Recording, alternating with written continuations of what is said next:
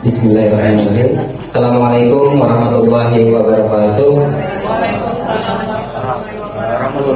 Yang terhormat kepada Ibu Kepala Sekolah SMP Negeri 1 Hulu Sungai Tengah, yang terhormat kepada Bapak Ibu Guru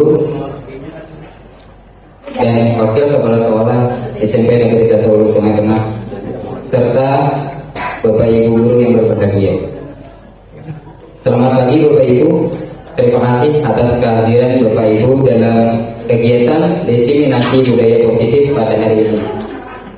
Pertama-tama marilah kita panjatkan puji dan syukur kita kehadirat Allah Subhanahu wa taala karena nikmatnya kita dapat berkumpul dan bersilaturahmi di ruangan ini dalam keadaan sehat untuk kegiatan diseminasi budaya positif di sekolah. Salawat serta salam tidak lupa kita haturkan kepada Nabi besar Muhammad SAW beserta keluarga, sahabat, dan pengikut beliau hingga akhir zaman. Semoga kita semua mendapatkan syafaat beliau di akhir nanti. Saya Rahmadi selaku moderator akan menyampaikan susunan acara pada hari ini. Acara yang pertama itu pembukaan. Acara yang kedua menyanyikan lagu Indonesia Raya dan Mars Hulu Sungai Tengah. Acara yang ketiga sambutan dari Kepala SMP Negeri 1 Hulu Sungai Tengah atau yang mewakili.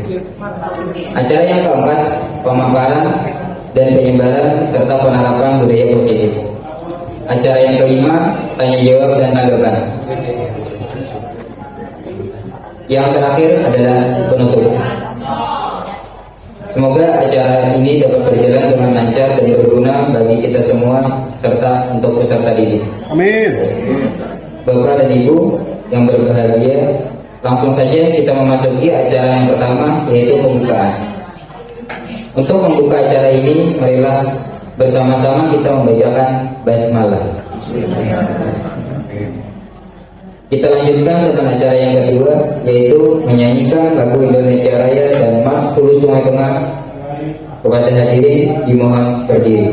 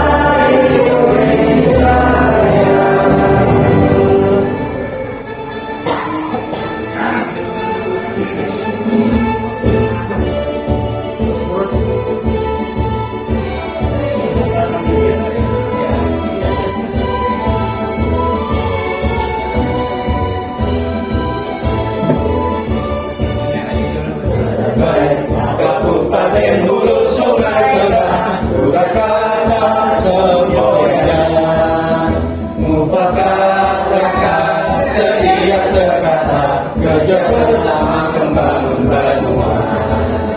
Bersih sehat tapi indah di kotanya, meratus pegunungannya. Tidak sejuk tidak hasil diberi nama ramah-tamah masyarakatnya, agama jadi pedomannya, gotong royong itu budayanya, wujudkan masyarakat sejahtera, bekerja mandiri, membangun bersama, menuju AST berkarya. Ayo bersatu, bergandeng tangan, untuk kita tercipta. Ayo wujudkan AST sejahtera, majulah bumi Nusantara.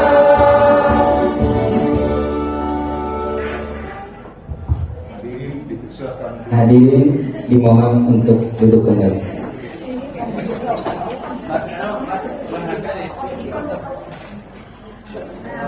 Acara yang ketiga, sambutan dari Kepala SMP 1 Hulu Sungai Tengah atau yang mewakili kepada Bapak Budi Halim SPD, dipersilakan.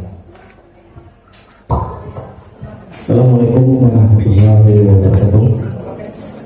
Bismillahirrahmanirrahim. Wassalamualaikum warahmatullahi wabarakatuh. Sayyidina wa maulana Muhammadin wa ala alihi wa sahbihi ajma'in. Dan kami dihati 3 calon guru penggerak Kabupaten Hulu Sungai Tengah dari SMP Negeri 1 Hulu Sungai Tengah, yang kami hormati beberapa ibu pengajar di SMP Negeri 1 Hulu Sungai Tengah. Pertama-tama kita kembali bersama-sama memanjatkan puji syukur kita kepada Allah Subhanahu wa Ta'ala yang mana akan memberikan kita taufik dan hidayah, kesehatan dan juga sekaligus keselamatan kepada kita semua, sehingga kita bisa melaksanakan kegiatan kita, rutinitas kita sebagai dewan guru pengajar di SMP Negeri 1 Hulu Sungai Tengah. Dan juga salawat dan salam selalu tertular kepada lingkungan kita, Nabi besar Muhammad Sallallahu Alaihi Wasallam. Mudah-mudahan kita selalu menjadi pengikut setia beliau sampai yaumil akhir. Amin. Ini kami selaku dari mewakili dari kepala sekolah yang hari ini kebetulan tidak bisa berakhir di kegiatan kita pada hari ini karena ada halangan. Ya, kami mengucapkan kepada selamat kepada ibu-ibu hebat dari pengajar SMP Negeri 1 Hulu Sungai Tengah yang kita beberapa kali sudah menyelesaikan kegiatan atau menyelesaikan tugas pokok mereka sebagai calon guru penggerak untuk DAD. Kemudian kami sampaikan juga tema kita lihat di depan, diseminasi dari budaya Muslim. Kalau kita berbicara masalah budaya Muslim, tentunya pernah kami mendengar atau membaca satu artikel yang dari pendidikan Nusantara, pendidikan nasional, yang menentukan bahwa kita sebagai guru ini adalah orang yang berkembang untuk kemajuan satu negara, dan juga tentunya kita punya kerjasama yang bisa membentuk karakter, yang bisa juga membentuk kebiasaan-kebiasaan kita berikan kepada peserta didik kita semua. Dan juga kita tentunya sangat berbangga dengan ibu di depan kita juga salah satu figur yang bisa membawa ke arah perubahan kita sekolah kita, khususnya di SMP Negeri 1 Hulu Sungai Tengah, yang akan memberikan perubahan yang sangat baik dan juga bisa kita terapkan di lingkungan kita di SMP Negeri 1 Hulu Sungai Tengah. Iya, oke, ini kita bisa langsung melihat pencerahan yang disampaikan oleh mereka bertiga dan kita sama-sama mengapresiasi dengan baik. Oke, terima kasih perhatiannya dan kami akhiri. Assalamualaikum warahmatullahi wabarakatuh. Untuk selanjutnya, kami persilahkan kepada Ibu Sarah SPD untuk menyampaikan materi tentang disiplin positif. Kepada Ibu Sarah dipersilahkan.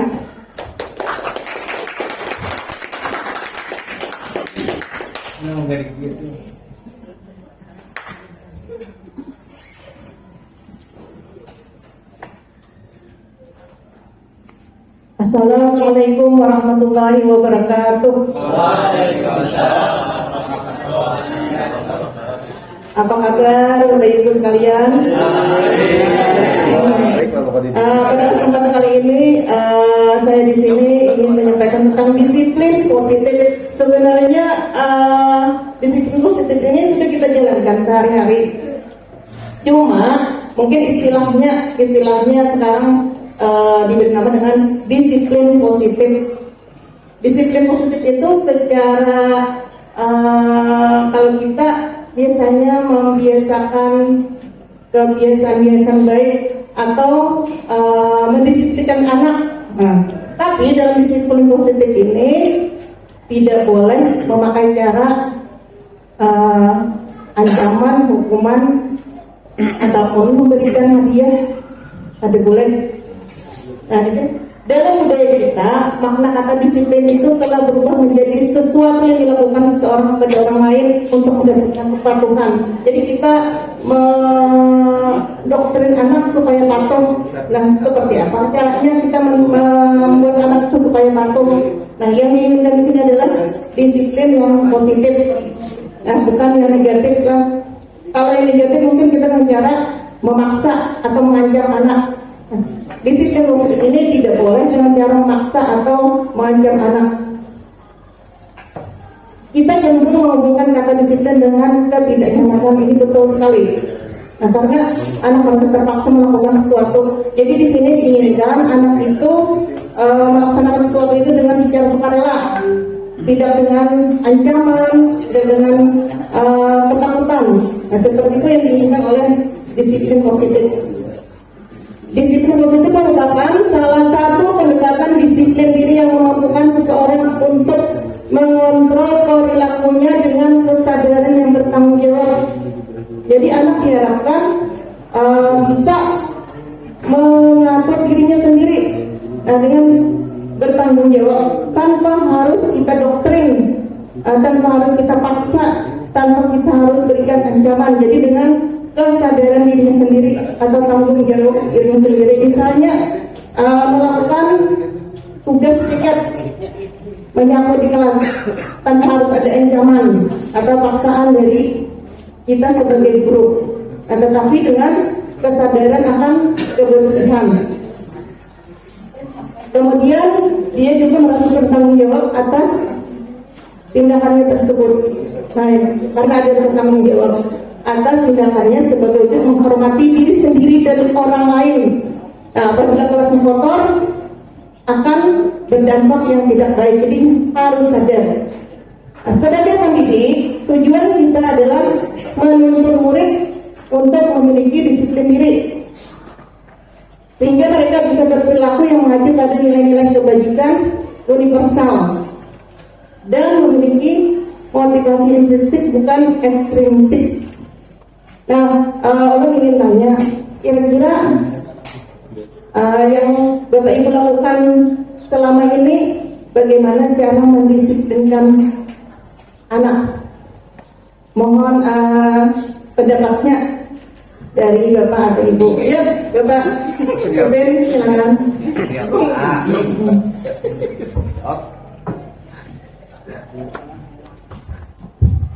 Assalamualaikum warahmatullahi wabarakatuh.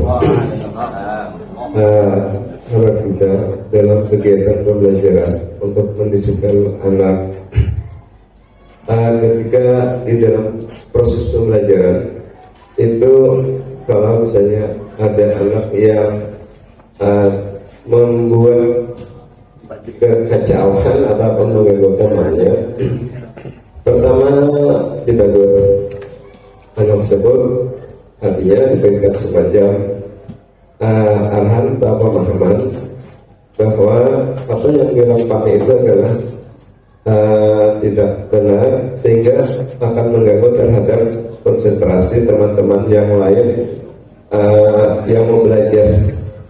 Kemudian yang kedua, kalau memang misalnya ada lagi yang demikian kita berulang kali, maka kita terpaksa kita mengambil tindakan. Walaupun tadi yang dijelaskan oleh Ibu tadi, kita tidak boleh mengancam ataupun semacam apa ya, melakukan tindakan yang agak keras.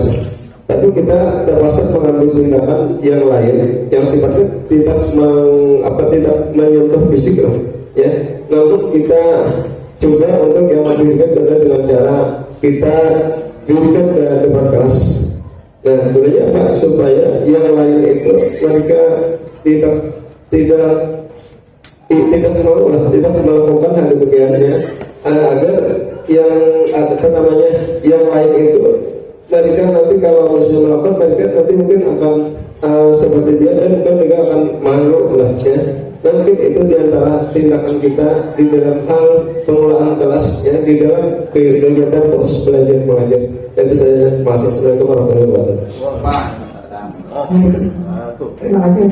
Terima kasih atas tanggapannya Bapak dan Ibu sekalian. Nah, ini nanti akan dijelaskan lebih mendalam nanti sama Ibu Rahmawati nanti ketika materi segitiga restitusi. Di sini nanti akan dijelaskan bagaimana cara penanganan anak yang melakukan pelanggaran yang kurang ya.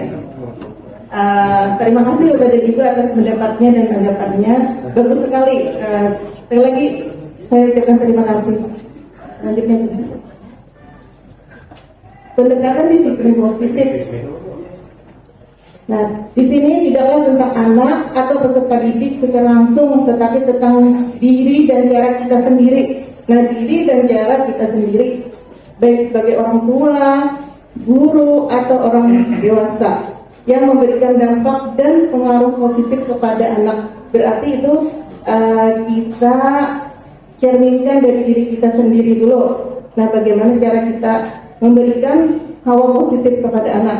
Nah, bagaimana memberikan dampak dan pengaruh positif kepada anak atau peserta didik kita. Jadi dari guru itu sendiri sebagai contoh atau tauladan seperti filosofi dari Ki Hajar Dewantara, yaitu apa? Ingarso sang Tolodo. Di depan memberi contoh. Ingmadio Mengarso di tengah. Menjadi apa di tengah? Menjadi model motivasi. Kemudian yang terakhir Peduli Handayani di belakang mendorong atau mendukung siswa menjadi yang lebih baik. Nah, pendekatannya bagaimana? Itu dengan cara membina atau mendidik peserta didik baik secara individual maupun berkelompok. Ini kan biasanya ada kita program dari bimbingan konseling. Nah, biasanya kan itu ada pemanggilan anak adalah guru BK baik secara individu maupun secara berkelompok membina anak. Itu kan harus ada teratur jadwalnya. Setiap minggu misalnya berapa orang anak dibina. Walaupun tidak bermasalah, misalnya bertujuh atau berlima itu dipanggil ke orang BK, kemudian baik didik ataupun secara individual diberikan pembinaan. Inilah ini bekerja sama dengan guru dan wali kelas. Nah, jadi itu ada kita kolaborasi antara guru, wali kelas dan guru bimbingan konseling.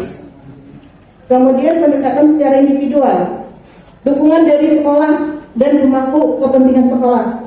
Nah, siapa? Kepala sekolah. Nah, kemudian wakil kepala sekolah itu harus memberikan dukungan kepada guru untuk melakukan pendekatan secara individual maupun kelompok kepada murid tadi. Nah, berikutnya untuk mendukung disiplin positif tadi tidak terlepas dari nilai-nilai kebajikan universal. Nilai-nilai kebajikan adalah sifat-sifat positif manusia yang merupakan tujuan mulia yang ingin dicapai setiap individu. Yaitu, jadi sifat-sifat yang ada pada anak tadi. Nah, sifat-sifat yang ada pada anak tadi yang bernilai positif. Nah, itu adalah nilai-nilai kebajikan yang disepakati baik melalui lintas bahasa, suku, bangsa, agama maupun latar belakang. Nah, nilai-nilai kebajikan ini Bapak Ibu itu sudah tercermin atau sudah tercantum di dalam profil pelajar Pancasila. Ada berapa? Iya. Apa saja? Yang pertama kita sudah melakukannya. Yang pertama itu beriman dan bertakwa kepada Tuhan Yang Maha Esa itu dengan cara melaksanakan pembiasaan salat duha berjamaah, salat lagi zuhur, kemudian salat 5 waktu, dan sebelum belajar melakukan doa. Ya, begitu pula ketika akan pulang sekolah. Kemudian berakhlak mulia dengan cara kita menerapkan apa? 5S. Setiap pagi, betul 5S. Setiap pagi kita menerapkan 5S. Iya. Beri aplaus untuk Bapak Hayir.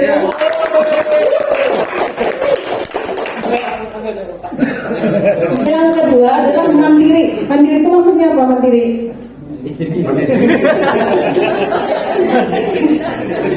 Ada yang bisa memberikan pendapat apa yang dimaksud dengan mandiri di sini? Mandiri di sini kan kita menuju siswa yang berprofil pelajar Pancasila. Nah, berarti kan kita harus memahami apa itu yang terdapat di dalam profil pelajar Pancasila. Apa itu mandiri? Adakah yang ingin memberikan pendapat? Silakan. Ya, mandiri menurut ulun itu adalah bisa tanpa harus selalu dibantu gitu, walaupun sesekali minta bantuan ketika itu memang sudah pada deadline-nya ada dapat jual. Tapi kalau memang sudah masih bisa berusaha ya diusahain dulu. Nah itu mungkin menurut ulun mandiri dengan maksudnya. Iya. Jadi mandiri itu siswa itu harus bisa melakukan sesuatu itu tanpa bergantung kepada orang lain. Maksudnya dalam mengatur dirinya sendiri, ya. Iya. Iya, betul. Kemudian bernalar kritis. Ya, beri aku dulu pokoknya. Yang ketiga adalah bernalar kritis. Jadi siswa yang kita ini harus mempunyai nalar kritis, selalu ingat, sehingga mereka berpikir terus secara mandiri dan kritis terhadap segala sesuatu. Kemudian kebinekaan global. Jadi kita harus menghormati di sini siswa kita kan berbineka atau beraneka ragam dari suku, agama. Jadi di sini harus bertoleransi terhadap keanekaragaman tadi. Yang kelima berikutnya adalah mengenai motivasi perilaku manusia. Nah, manusia khususnya di sini adalah peserta didik. Dalam bertingkah laku itu pasti ada motivasi. Apa motivasi? Ia melakukan itu. Jadi kita tidak bisa memponis anak atau peserta didik itu dengan dengan apa yang kita lihat itu. Misalnya kita marah, tapi kita harus lihat apa motivasi dia melakukan itu. Yang pertama adalah seseorang melakukan sesuatu adalah atau memenuhi atau mematuhi peraturan karena ingin menghindari ketidaknyamanan atau karena dia tidak ingin hukum. Akhirnya dia patuh terhadap sesuatu, patuh terhadap hal yang ditetapkan oleh guru. Yang kedua, dia melakukan sesuatu karena ingin mendapatkan imbalan atau penghargaan, atau hadiah. Nah, sehingga motivasinya itu tinggi. Oh, aku nanti kalau berhasil akan mendapatkan penghargaan. Aku akan mendapatkan peringkat 1, 2, atau 3. Nah, itu adalah tujuannya untuk mendapatkan imbalan atau penghargaan. Yang ketiga, dia melakukan sesuatu karena menghargai diri sendiri. Nah, inilah yang ditekankan, karena dia melakukan itu adalah untuk menghargai diri sendiri, bukan untuk imbalan atau penghargaan, atau bukan karena takut hukuman. Nah, kalau untuk menghargai diri sendiri ini adalah yang berasal dari dalam, yang untuk menghindari hukuman ataupun dapat penghargaan itu adalah motivasi dari luar. Nah, Bapak Ibu dan bisa melihat bagaimana anak-anak ibu yang ibu didik itu di kelasnya masing-masing, bagaimana motivasinya. Apakah mereka ingin menghindari hukuman, atau ingin mendapatkan penghargaan, atau menghargai diri sendiri. Nah, untuk selanjutnya mengenai keyakinan kelas dilanjutkan oleh Ibu Hasanah SPD. Silakan Ibu Hasanah. Terima kasih. Assalamualaikum warahmatullahi wabarakatuh. Waalaikumsalam. How are you today, ibu guru hebat, bapak-bapak guru hebat? Thank you. Ya, terima kasih. Saya akan melanjutkan kembali materi dari budaya positif hadap hari ini. Setelah tadi yang pertama Ibu Sangah menjelaskan tentang disiplin positif, yang kedua materinya tentang keyakinan kelas. Nah, mungkin di sini kita akan membahas dulu mengapa tidak peraturan saja. Selama ini mungkin kita mengenal peraturan atau tata tertib di sekolah. Sekarang mengapa harus menggunakan keyakinan kelas? Berikutnya Ibu. Nah, keyakinan kelas adalah nilai-nilai universal yang disepakati tanpa ada paksaan dan diyakini bersama yang berasal dari penyatuan pikiran untuk menjadi nilai-nilai kebaikan dan dilaksanakan oleh seluruh warga kelas. Lanjut. Nah, sekarang saya ingin tanya dulu kepada Bapak Ibu sekalian. Yang pertama, mengapa kita memiliki peraturan tentang penggunaan helm pada saat mengendarai kendaraan roda 2 atau sepeda motor? Silakan siapa yang ingin mencoba menjawabnya. Bagaimana Pak? Ya. Mengapa kita memiliki peraturan tentang penggunaan helm pada saat mengendarai kendaraan roda 2 untuk menjaga keselamatan tubuh kita, terutama kepala yang sebagai sangat vital di bagian tubuh kita. Ya, terima kasih. Ya, terima kasih Bapak Hairil. Kita buka jawabannya Ibu Rahman. Apakah jawaban Pak Hairil tepat? Iya, 100 tepuk tangan untuk Bapak Hairil. Yang kedua, mengapa kita memiliki peraturan tentang penggunaan masker dan mencuci tangan setiap saat? Ini pada masa COVID kemarin. Melindungi diri kita dari virus, serangan virus. Bagus, Ibu Umi. Terima kasih untuk Ibu Umi. Kita buka jawabannya, Ibu. Kesehatan dan Iya, jawabannya untuk kesehatan dan keselamatan. Nah, jadi mencuci tangan itu untuk kesehatan kita bersama, sedangkan memakai masker itu untuk menjaga keselamatan. Ini peraturan. Nah, jadi nilai-nilai keselamatan dan kesehatan inilah yang kita sebut sebagai keyakinan nanti apabila kita sudah dirundingkan dalam suatu kesepakatan. Lanjut, Bu. Nah, bagaimana membuat kesepakatan kelas? Yang pertama itu lebih abstrak daripada peraturan. Yang kedua berupa pernyataan universal. Yang ketiga dibuat dalam bentuk kalimat positif. Di sini intinya kalimat positif. Nah, jadi nanti tidak ada kata menggunakan jangan atau dilarang. Dilarang membuang sampah itu sekarang tidak dibolehkan lagi. Jadi kata-kata yang bagusnya buanglah sampah. iya, buanglah sampah pada tempatnya. Tapi tempatnya di mana? Tempat sampah. Tempat sampah. Tempatnya.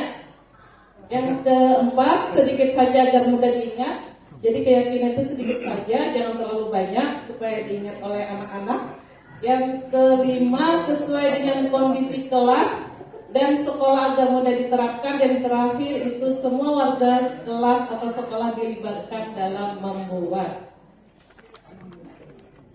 Nah, di sini ada tentukan keyakinan dari peraturan tersebut. Langsung saja kita baca sama-sama. Yang pertama itu apabila anak selalu mengembalikan buku ke tempatnya, maka nilainya adalah tanggung jawab. Nah, jadi anak-anak itu memiliki tanggung jawab untuk selalu mengembalikan buku ke tempatnya. Biasanya di dalam kelas itu ada semacam lemari buku. Nah, kemudian kalau mereka menggunakan buku yang ada di dalam lemari, tolong dikembalikan ke tempatnya. Yang kedua, dilarang mengganggu orang lain. Berarti ini ada kalimat Ini yang negatif ya, tidak dibolehkan lagi. Itu kita gunakan dengan kata Ganggu orang lain. menghormati orang lain atau menghargai orang lain. Yang ketiga, hadir di sekolah 15 menit sebelum jam pelajaran dimulai. Ini mungkin masih ya ada sebagian kecil mungkin dari siswa kita yang masih belum menerapkan ini. Mudah-mudahan kedepannya ada perubahan, karena yang namanya peraturan itu tidak akan bisa kita langsung berubah simsalabim, tidak akan bisa. Jadi seiring waktu, apalagi Bapak Ibu guru hebat akan membimbing. Nah, anak-anak itu adalah seseorang yang perlu bimbingan. Tanpa Bapak Ibu mereka akan tidak jadi apa-apa. Jadi mohon kepada Bapak dan Ibu membimbing anak-anak kita untuk ke arah jalan yang lebih baik lagi. Terus yang keempat, nah kalimatnya ini kalimat negatif, dilarang melakukan kekerasan. Itu tidak diboleh digunakan. Kita ambil kalimat yang positif, yaitu keselamatan, menghormati orang lain. Selanjutnya dilarang menggunakan narkoba. Nah, dilarang kembali. Jaga kesehatan. Iya, jaga kesehatan. Bergantian atau menunggu giliran. Itu kalimatnya, nilainya kita ambil menghormati orang lain. Ada sabar, antri. Biasanya kita kalau berurusan di kantor atau di bank tulisannya antri, budayakan antri. Nah, di situ melatih kesabaran. Gunakan masker, tadi sudah ada katanya untuk kesehatan dan keselamatan. Terakhir, jangan berlari di kelas atau koridor. Ini untuk menjaga keselamatan dan keamanan juga. Lanjut. Di sini ada prosedurnya untuk membuat keyakinan kelas. Mungkin ini bisa dilakukan oleh Bapak Ibu yang bertugas sebagai wali kelas. Yang pertama itu mempersilahkan warga sekolah atau murid-murid untuk mencurahkan pendapat. Kemudian yang kedua, mencatat semua masukan-masukan dari murid. Nah, jadi di situ kita nanti apabila melakukan suatu keyakinan kelas itu dicatat. Kalau kemarin Uluk sudah melakukan 2 cara. Yang pertama dengan sticky note, nanti ada gambarnya. Yang kedua menggunakan jamboard. Yang ketiga, susunlah keyakinan kelas sesuai prosedur pembentukan keyakinan sekolah atau kelas. Yang keempat, tinjau kembali daftar curah pendapat yang sudah dicatat. Di sini maksudnya apabila keyakinan kelas yang kita buat ternyata tidak berdampak positif atau masih kurang, itu bisa kita tinjau kembali sehingga mendapatkan keyakinan yang baik untuk merubah siswa. Yang kelima, tinjau ulang keyakinan kelas secara bersama-sama. Yang keenam, setelah keyakinan sekolah atau kelas selesai dibuat, maka semua warga kelas dipersilakan meninjau ulang, menyetujuinya dengan menandatangani, termasuk guru dan semua murid. Terakhir, itu biasanya kalau yang namanya keyakinan kelas itu diusahakan ditempel di dinding agar semua siswa atau murid bisa membaca. Nah, jadi yang pertama itu menggunakan sticky note. Itu dilakukan di kelas 8E kemarin. Nah, mereka mencurahkan apa yang ada di hati mereka tentang keyakinan kelas, tentang apa yang mereka inginkan untuk kebaikan di kelas, agar kelas menjadi nyaman, aman, dan tentram. Nah, yang kedua, di sini menggunakan jamboard. Kemarin di komputer, kembali lagi kelasnya. Boleh memilih kelas yang sama karena hari mengajarnya juga besok harinya di kelas 8E, dan hasilnya bisa terlihat jelas di layar monitor. Nah, itu mereka semua mencurahkan apa yang ada di hati mereka. Mereka ingin kelas mereka bersih. Kalau yang kedua, untuk materi yang kedua, kebutuhan dasar manusia, bahwa manusia itu memiliki tujuan hidup, di mana kita sedang memenuhi satu atau lebih dari satu kebutuhan dasar. Itu ketika seorang murid melakukan suatu perbuatan yang bertentangan dengan nilai-nilai kebajikan atau melanggar peraturan, Hal itu sebenarnya dikarenakan mereka gagal memenuhi kebutuhan dasar mereka. Apa saja kebutuhan dasar hidup manusia bisa kita lihat pada diagram berikut ini. Nah, itu bertahan hidup, itu diantaranya benar kata Bapak tadi. Nah, diantaranya makan, untuk tempat tinggal untuk berlindung, beristirahat, keamanan, kesehatan, dan lain-lain. Lanjut. Nah, yang kedua, kebutuhan akan kasih sayang dan rasa diterima. Nah, ini mungkin suatu hal yang paling sensitif ya Bapak Ibu. Rasa sayang itu pasti ada pada setiap manusia. Nah, rasa sayang itu tidak akan mungkin lepas dari diri kita. Kita selalu memiliki rasa sayang untuk siapa saja, termasuk dengan seseorang yang kita cintai, kita sayangi. Terus kebutuhan pengakuan atas kemampuan di sini berkaitan dengan kekuatan untuk menggapai sesuatu. Seseorang menjadi terlihat kompeten, berprestasi, memimpin, terampil, didengar dan diakui. Hal ini menunjukkan bahwa seseorang membutuhkan pengakuan atas kemampuan meliputi harga diri serta dianggap berpengaruh dalam kelompok. Nah, ini pengakuan. Kayak Bapak Rahmadi, beliau adalah seorang yang memiliki kemampuan. Bagaimana beliau bisa dilihat sepak terjang Bapak tiap hari, ada terus kegiatan. Nah, tiap terus ada kegiatan Bapaknya. Yang keempat, nah, kebutuhan akan kebebasan. Yang namanya manusia kadang mungkin selalu merasa dikekang lah, pasti kita ingin ada namanya kebebasan. Bebas untuk memilih, bergerak, mencoba hal yang baru dan mengeksplorasi. Bebas. Yang terakhir, nah, kesenangan. Ya, silakan. Nah, kesenangan itu ulun rasa semua sudah pasti happy. How are you today? Tadi kan jawabannya I'm fine. Itu happy ya. Kalau lagi senang itu happy. Ya, silakan, mungkin ada yang ingin ditanyakan mengenai dua hal tersebut. Apakah tentang keyakinan kelas atau 5 kebutuhan dasar? Iya, silakan kepada perwakilan guru agama Bapak Muzakir. Bismillahirrahmanirrahim, terima kasih. Di situ ada ulun lihat tadi keyakinan kelas, garis miring keyakinan sekolah. Apakah sama antara keyakinan sekolah dengan keyakinan kelas? Kalau kelas kan itu siswa dengan guru. Kalau sekolah seluruh aktivitas sekolah, ya, termasuk guru, kepala sekolah, mungkin juga pengawas sekolah, ya, juga kemudian juga itu siapa yang ketua komite, ya. Nah, itu yang perlu tanyakan. Terima kasih. Itu aja. Assalamualaikum warahmatullahi wabarakatuh. Ya, terima kasih kepada Bapak Muzakir atas anggapannya. Di poin nomor 5 itu ada keyakinan sekolah atau kelas. Jadi perbedaannya ada kata paksaan.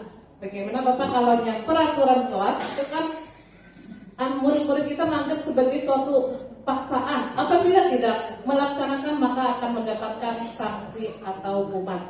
Kalau keyakinan ini kan biasanya hasil rembuk kita bersama. Misalnya keyakinan sekolah itu yang terlibat guru-guru, tata usaha juga kita libatkan, kemudian ibu kepala sekolah atau murid. Nah, jadi seluruh warga sekolah itu lebih luas lingkupnya. Tapi kalau untuk keyakinan kelas ini bisa melibatkan murid dan wali kelas saja.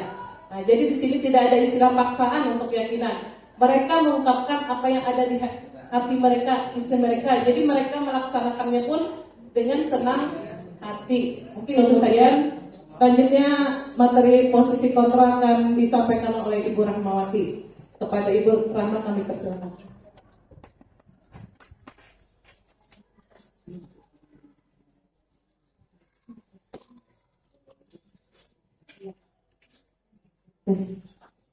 Mudahan masih tersimpan energi untuk kita semua Bapak Ibu lah.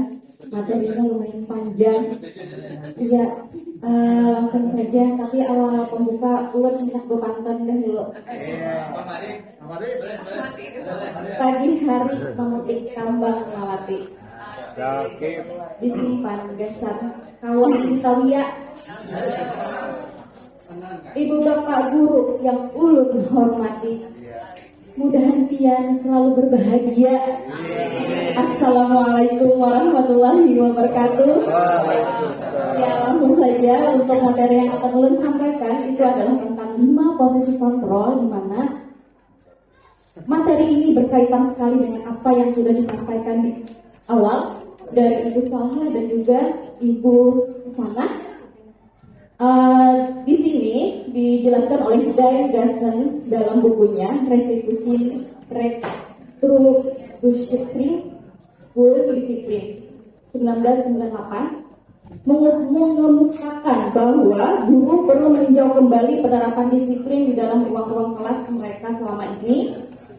Apakah telah efektif? Apakah berpusat memerdekakan dan memandirikan murid? Bagaimana dan mengapa? Jadi melalui serangkaian riset dan berdasarkan pada teori kontrol Dr. William Glasser, Gassen berkesimpulan ada 5 posisi kontrol yang diterapkan seorang guru, orang tua, ataupun atasan dalam melakukan kontrol. Kelima posisi kontrol tersebut adalah ada penghukum, pembuat rasa bersalah, teman, pemantau, atau manajer. Jadi nanti kita bisa merefleksi Bapak Ibu Guru setelah mengetahui ini, peran apa yang sudah pernah kita lakukan dalam posisi kontrol ini, terutama ulun pribadi.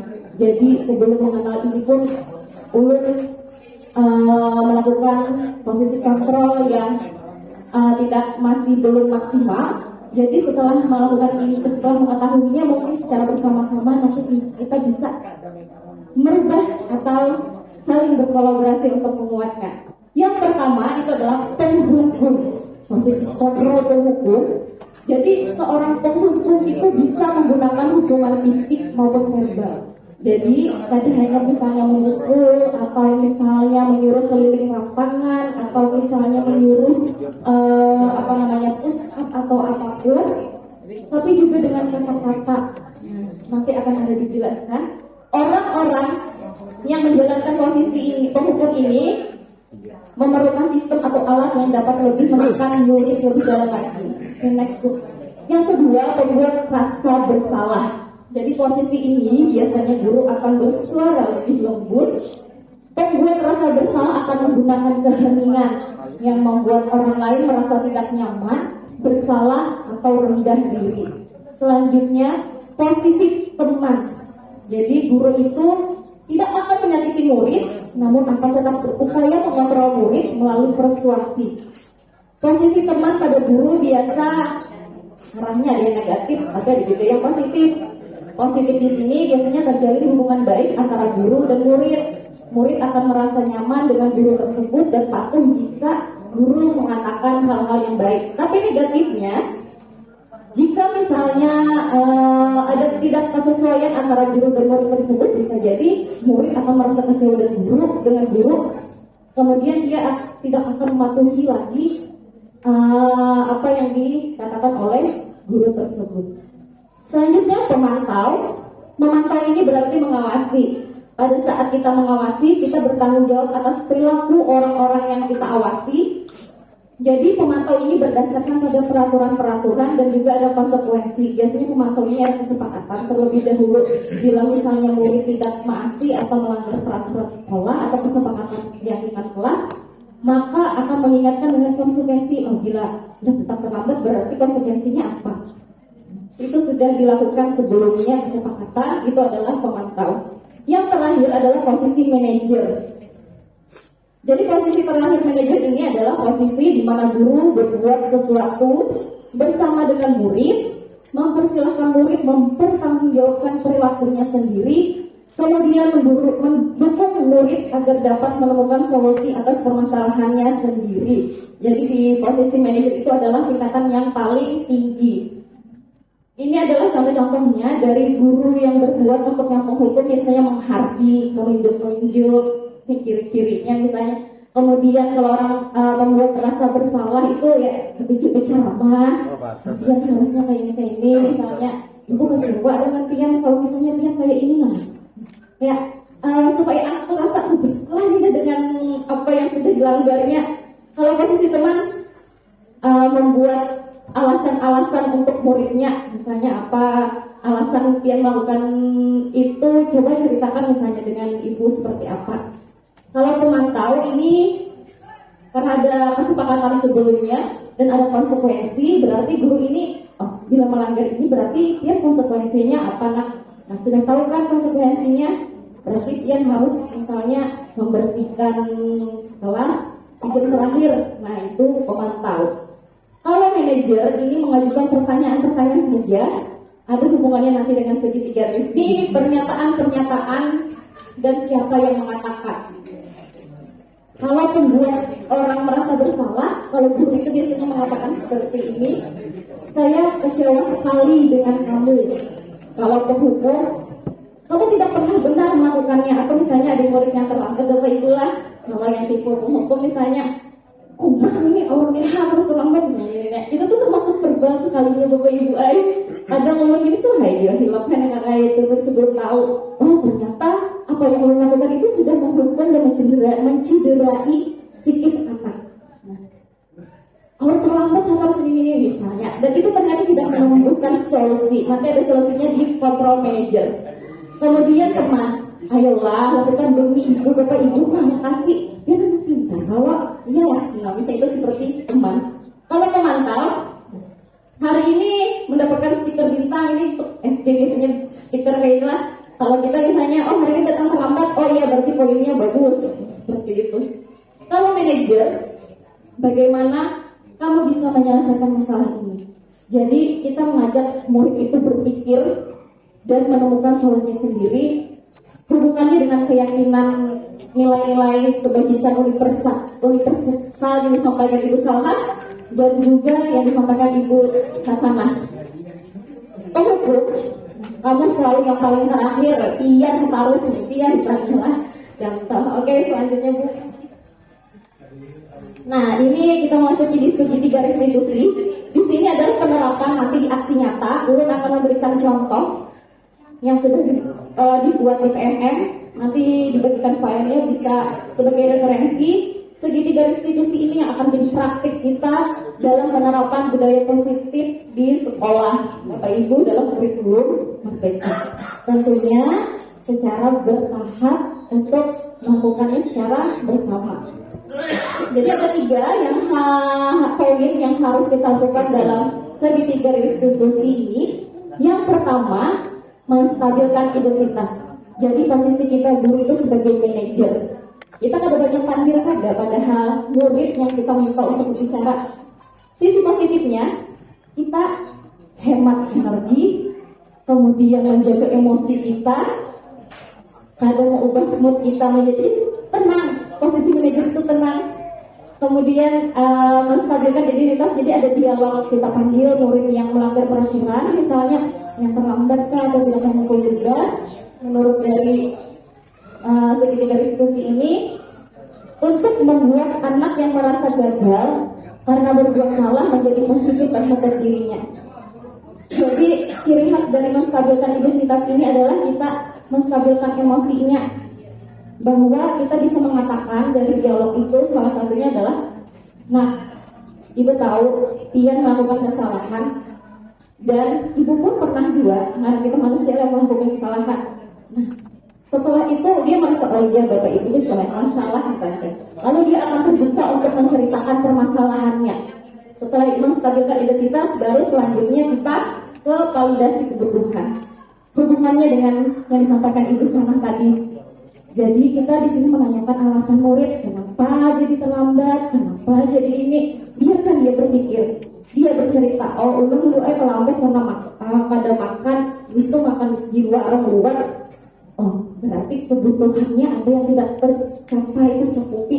Kebutuhan bertahan hidup di rumah berarti ada diperhatikan kan, makanya. Nah jadi kita kayak memikirkan, oh alasannya berarti ke sini untuk bisa memahami murid tadi.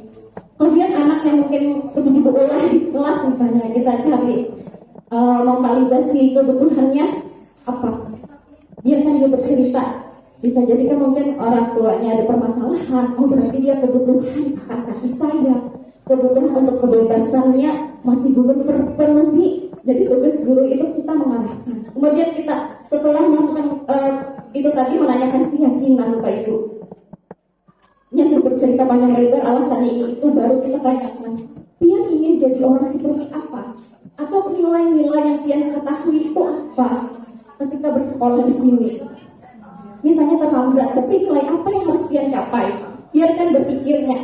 Orang yang pernah melakukan ini dan anak itu sebenarnya tahu nilai apa yang anak dicapainya ketika hadir tepat waktu. Sebenarnya punya berpikir nilai apa yang dicapai sampai ketemu nilai disiplin.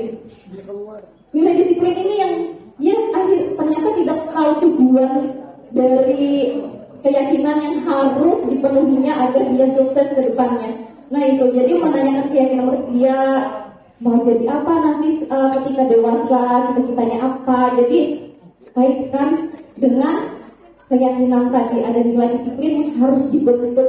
Berarti dia harus kayak apa nak? Harus kayak ibu, berarti solusinya kayak apa?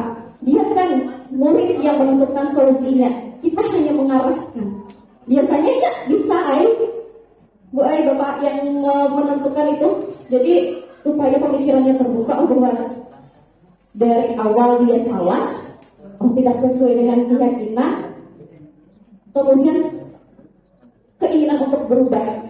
Itu tadi dari menanyakan keyakinan, akhirnya bisa tercapai segitiga restitusi tadi. Jadi lebih ke dialog, pertanyaan-pertanyaan, cara kita menggali permasalahan murid dan dia sendiri yang mencari solusinya, kemudian tanpa ada hukuman, tanpa ada reward seperti yang disampaikan tadi, hanya ingin memunculkan motivasi intrinsik atau motivasi di dalam dirinya sendiri agar bisa berkelanjutan. Misalnya terlambatnya bukan karena takutan dihukum, bukan karena takutan dipuji, tapi karena keinginan diri sendiri ingin jadi orang yang disiplin, ingin sukses kayak anaknya. Jadi itu nilai yang diharapkan bisa muncul di anak-anak kita, terutama ulun pribadi dan mungkin kita sebagai pendidik. Mungkin panjang prosesnya untuk bisa ke situ, kali kita bisa sudah mengetahui posisi kontrol kita sebagai guru dan juga bisa bagaimana menerapkan segitiga restitusi tadi, karena ada kebutuhan tadi dari murid. Oke, mungkin itu dari ulun tentang dua materi tadi. Yang pertama tentang posisi kontrol guru dan juga segitiga restitusi. Iya. Penutup, mari belajar bersama, berkolaborasi, saling mendukung demi mewujudkan disiplin positif di sekolah kita, sehingga dapat menciptakan karakter profil pelajar Pancasila. Tentunya tidak bisa sendiri atau berdua, tapi dengan bersama-sama. Salam kesuma, kerjasama untuk maju. Wabillahi taufiq wal hidayah. Assalamualaikum warahmatullahi wabarakatuh. Waalaikumsalam.